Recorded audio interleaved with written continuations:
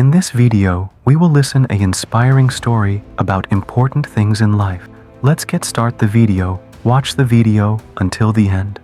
A philosophy professor stood before his class with some items on the table in front of him. When the class began, wordlessly, he picked up a very large and empty mayonnaise jar and proceeded to fill it with rocks, about 2 inches in diameter. He then asked the students if the jar was full.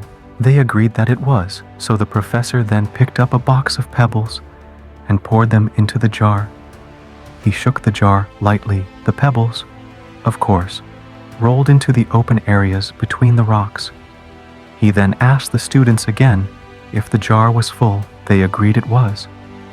The professor picked up a box of sand and poured it into the jar. Of course, the sand filled up the remaining open areas of the jar. He then asked once more if the jar was full. The students responded with a unanimous yes. "Now," said the professor, "I want you to recognize that this jar represents your life. The rocks are the important things: your family, your partner, your health, your children, things that if everything else was lost and only they remained, your life would still be full. The pebbles are the other things that matter, like your job, your house, your car. The sand is everything else, the small stuff. If you put the sand into the jar first," he continued, "there is no room for the pebbles or the rocks.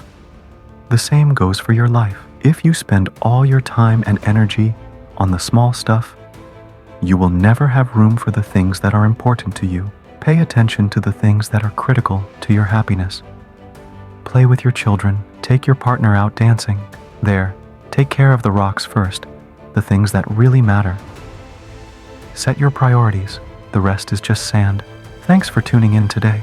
If you found this video helpful or inspiring, don't forget to hit that like button and share it with your friends. And if you haven't already done so, make sure to subscribe to our channel for more great content like this. Until next time, keep those things in focus that really matter in your life.